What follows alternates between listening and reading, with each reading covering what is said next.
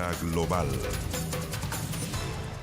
Bien, pues ya estamos junto a Anuar Farrán para revisar la actualidad internacional. Anuar, ¿cómo estás? Buenas noches. Hay alarma en Estados Unidos por la eventual actividad terrorista de grupos de derecha en contra del presidente Biden. ¿De qué se trata? ¿Qué tal? ¿Cómo están todos ustedes? Un placer saludarte, Iván. Fíjate que es la primera vez en la historia de los Estados Unidos que ocurre esta alarma, esta alerta terrorista local. No estamos hablando de los seguidores de Osama Bin Laden, no estamos hablando de los seguidores de Muammar al-Gaddafi, tampoco estamos hablando, Iván, de los seguidores de Bashar al-Assad. Estamos hablando de una alerta interna en los Estados Unidos, una alarma interna por primera vez en Norteamérica. El Departamento de Seguridad de Estados Unidos publicó ayer, miércoles, por primera vez una alarma terrorista, focalizada en las amenazas provenientes de grupos extremistas violentos, eso sí, contrarios al presidente Joe Biden. Bueno, algunos ya los vimos el pasado 6 de enero cuando cientos de partidarios del ex mandatario Donald Trump asaltaron el Capitolio de Estados Unidos. Revisemos de inmediato en nuestra pantalla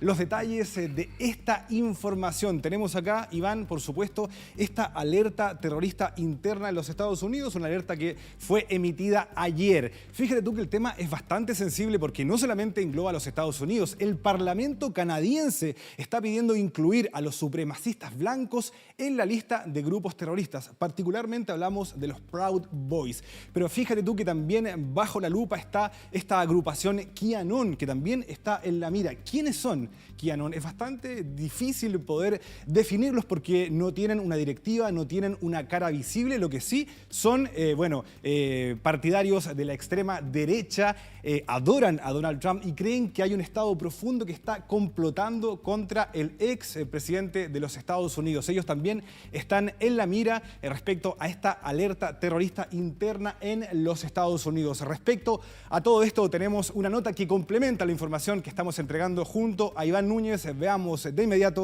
este informe.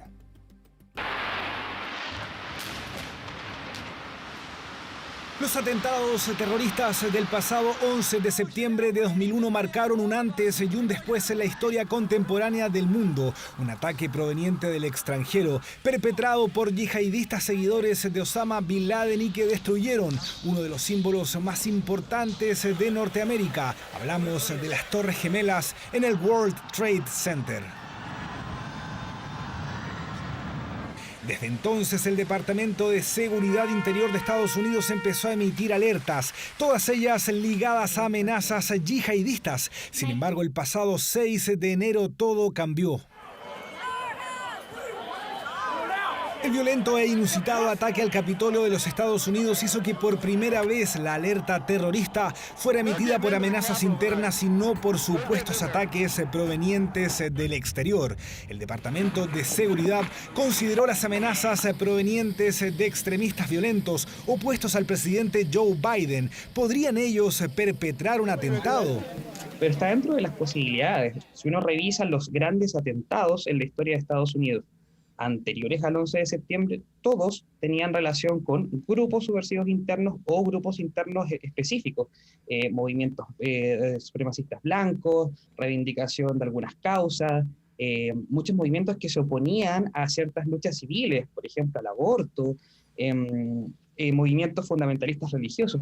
La alerta no ha sido generada por una información concreta, sino que más bien por el clima de amenazas, la tensión racial y los antecedentes recabados en los hechos acaecidos durante el asalto al Capitolio en Washington. In my campaign for president, I made it very clear that the moment had arrived as a nation where we face deep racial inequities in America and systemic racism that has plagued our nation for far, far too long.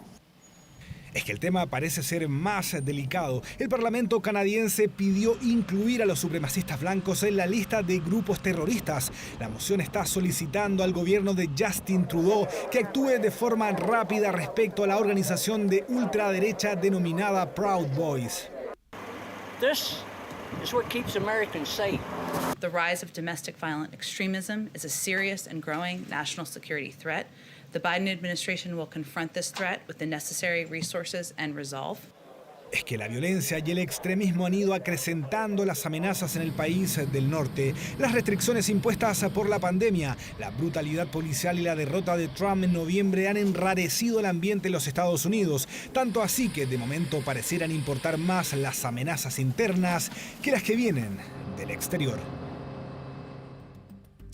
Bueno, ahí estaba entonces este informe sobre la alerta terrorista doméstica en los Estados Unidos. Pero fíjense que esta no es la única noticia que hay o que viene desde el país del norte, porque el próximo 9 de febrero comienza el juicio político contra Donald Trump, el segundo que enfrenta el ex mandatario. ¿Qué debe ocurrir para que exista una condena? Lo vamos a ver de inmediato acá en nuestra pantalla. Bueno, básicamente aquí lo que se busca, Iván, son dos cosas. Lo primero es encontrar un responsable político para este asalto al Capitolio el pasado 6 de enero y lo segundo es tratar de evitar que Donald Trump sea candidato en 4 años más. Ya, pero a diferencia de lo que pasa en la Cámara de Representantes, aquí requieren 2/3 de la votación del Senado, que son 17 senadores republicanos. Hay un quórum supramayoritario, efectivamente, se requieren 2/3. Mira, 100 integrantes tiene el Senado norteamericano. Como bien decías tú, se requieren 2/3. Y el próximo 9 de febrero los demócratas consiguen 67 votos, podrían condenar,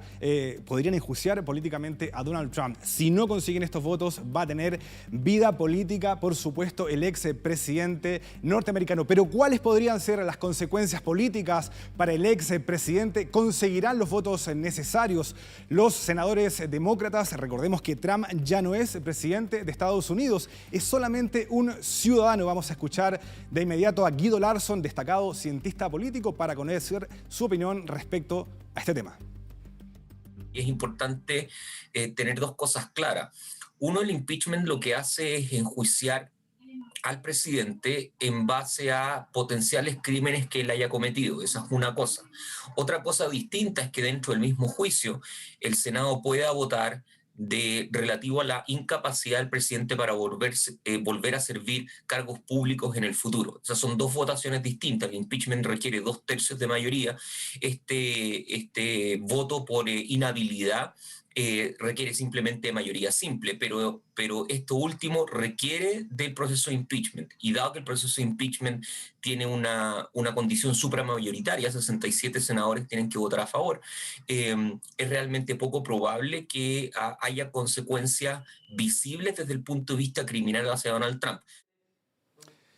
Bueno, ahí estaban las declaraciones de Guido Larsson, quien decía que es poco probable, Iván, que se consigan estos 17 votos. Aparentemente, Donald Trump seguiría con vida política y podría postularse, de no prosperar este juicio político, en 4 años más nuevamente a la presidencia de los Estados Unidos. Anuar, muchas gracias. Buenas noches. Nos vemos, Iván. Que esté muy bien. Hasta pronto.